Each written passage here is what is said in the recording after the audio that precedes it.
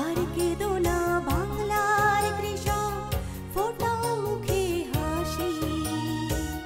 তোমরা দেশের আসল নায়ক, বলবে বিশ্ববাসী।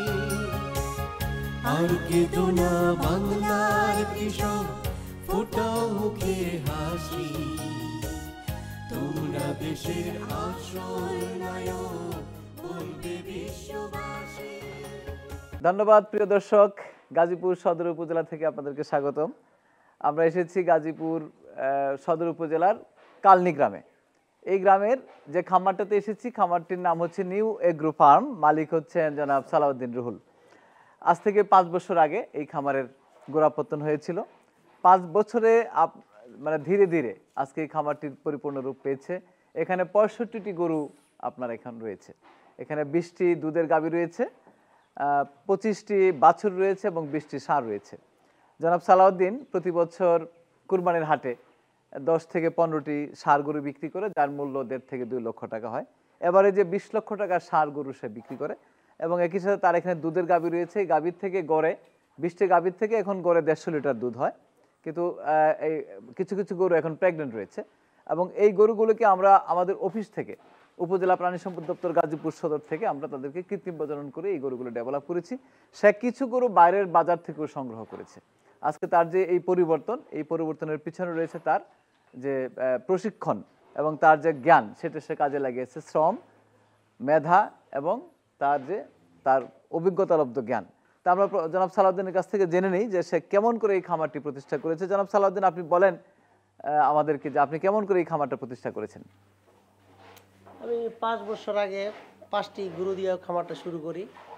তো আস্তে আস্তে খামারটা এই পর্যায়ে নিয়ে আসলাম প্রশিক্ষণ এবং আমি গাজীপুর পানি সম্পদ অফিস থেকে প্রশিক্ষণ নিই। ডক্টর জহির ইসলাম স্যারের মাধ্যমে প্রশিক্ষণ নিয়ে আমি আস্তে আস্তে এই ফার্মটাকে এই পর্যায়ে নিয়ে আসছি। প্রতি বছর আমি এখান থেকে কুরবানি দিয়ে গরু বিক্রি করি।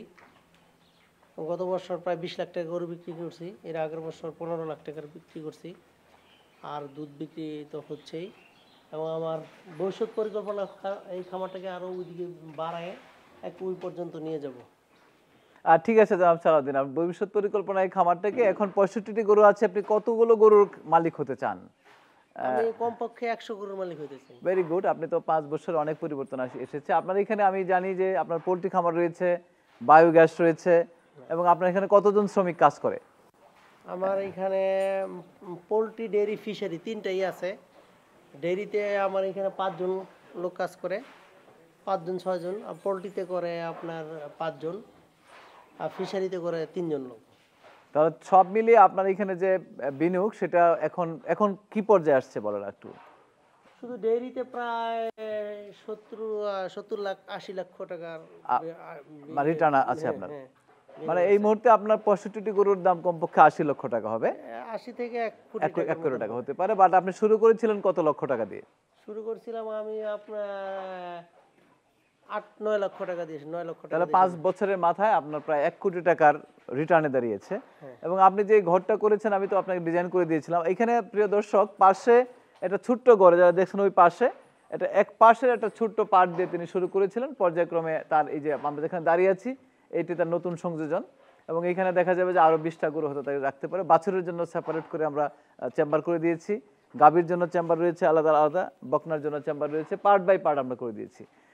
তাকে আমরা খাদ্য ব্যবস্থাপনার উপরে খুব ভালো একটা প্রশিক্ষণ দিয়েছি। সে নিজেই খাবার তৈরি করে গরুকে খাওয়ায়, নিজে মিক্সিং করে। এবং এই খাবারটি আমি আমার নিজস্ব ফর্মুলায় আসে। আমাদের যে মৎস্য খাদ্য পশু খাদ্য আইন, সেই আইনের উপরে আমাদেরকে দেওয়া আছে যে কি ফর্মুলেশনে খাওয়ালে কি পরিমাণে প্রোটিন, কার্বোহাইড্রেট, ফ্যাট, মিনারেল কত % থাকতে হবে, সেইটাকে স্ট্যান্ডার্ড ধরে আমি তাকে খাবারের ফর্মুলেশন করে দিয়েছি। এবং তার এখানে পাশে একটি পোলট্রি খামার রয়েছে। প্রিয় দর্শক, আমরা জানবেন যে পাশের পোলট্রি খামারে প্রায় 7000 কত মুরগি রয়েছে এখন? 7000 লাইনে আছে এবং গ্রোয়ার অবস্থায় আছে 3000। আচ্ছা, 10000 7000 মুরগি এখন ডিম পাচ্ছে এবং 3000 মুরগি এখন পোলের যেটা গ্রোয়িং স্টেজ। কত বয়স সেটার? 13 সপ্তাহ। 13 সপ্তাহ। আশা করা যায় আর 5 সপ্তাহ পরে ডিম পারবে। এবং তার এখানে একটা বায়োগ্যাস রয়েছে, যেখান থেকে জেনারেটরের মাধ্যমে বিদ্যুৎ উৎপাদন হচ্ছে। দুইটা বায়োগ্যাস রয়েছে এবং এই বায়োগ্যাসের মাধ্যমে তিনি জেনারেটর পরিচালনা করছেন এবং বিদ্যুৎ উৎপাদন হচ্ছে। আমরা সেটিও পরে দেখব। তো আমি সালাউদ্দিনকে ধন্যবাদ জানাই যে আসলে প্রাণী সম্পদের উন্নয়নে তার যে আজকে যে এই অবস্থানটা, সে শ্রম দিয়ে মেধা দিয়ে তার বুদ্ধি দিয়ে সে আজকে এই পর্যায়ে এসেছে। এবং এর পিছনে যেটা সবচেয়ে বড় ভূমিকা পালন করেছে তার এই খামার পরিচালনায় যে দক্ষতা, এই দক্ষতাকে তাকে এই পর্যায়ে নিয়ে এসেছে। আমি খামারি ভাইদের জন্য, উদ্যোক্তাদের জন্য এই মেসেজটা আমি দেবো, এই সংবাদটি দেবো, এই আহ্বানটি জানাবো যে অবশ্যই যে কোনো বিষয়ে আপনি না জেনে সেই কাজটি করতে যাবেন না। সালাউদ্দিন যদি প্রথমেই প্রাণী সম্পদ বিভাগ থেকে পরামর্শ না নিয়ে এটা করতো, তাহলে তো আজকে এখানে আমরা এত সুন্দর ঘর দেখতে পেতাম না, এতগুলো গরু পেতাম না। 2-3 বছরের মধ্যেই খামারটি বিলীন হয়ে যেত।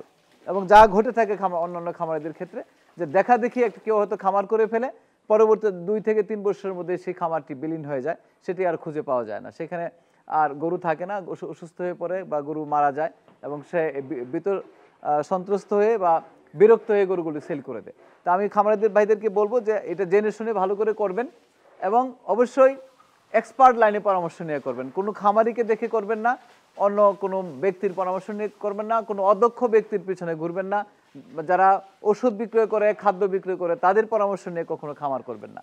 আপনাদের সবাইকে ধন্যবাদ প্রাণী সম্পদ বিভাগের সঙ্গে থাকার জন্য। ভালো থাকবেন আশা করছি। আল্লাহ হাফেজ।